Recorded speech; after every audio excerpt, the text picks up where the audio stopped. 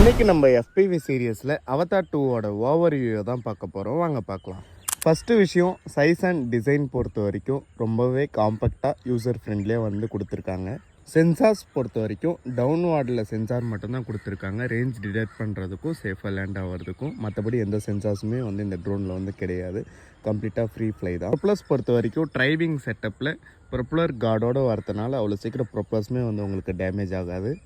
இவ்வளோ விஷயம் சேர்த்தாலும் இதோட டேக் ஆஃப் வெயிட் பார்த்திங்கன்னா அரௌண்டு 400 கிராம் தான் வருது. அக்யூரேட்டாக சொல்லணும்னா 377 கிராம்ஸ் தான் டேக் ஆஃப் வெயிட்டே உங்களுக்கு வரும்.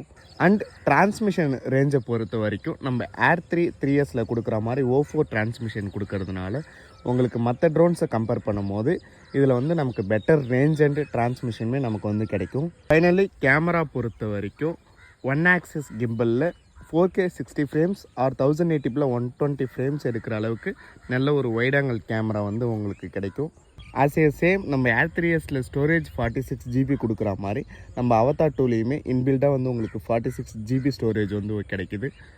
அண்ட் ஃபைனலி ட்ரோனோட ஸ்பீட் பொறுத்த வரைக்கும் நமக்கு நார்மல் மோட், ஸ்போர்ட் மோட் தாண்டி மேனுவலில் ஃப்ளை பண்ணும்போது அரௌண்டு 27 மீட்டர் பர் செகண்ட், அதாவது நம்ம பைக்கில் 97, 98 போகிற ஸ்பீடுக்கு இந்த ட்ரோனால் ஃப்ளை பண்ணுற கேப்பபிலிட்டி வந்து இருக்குது.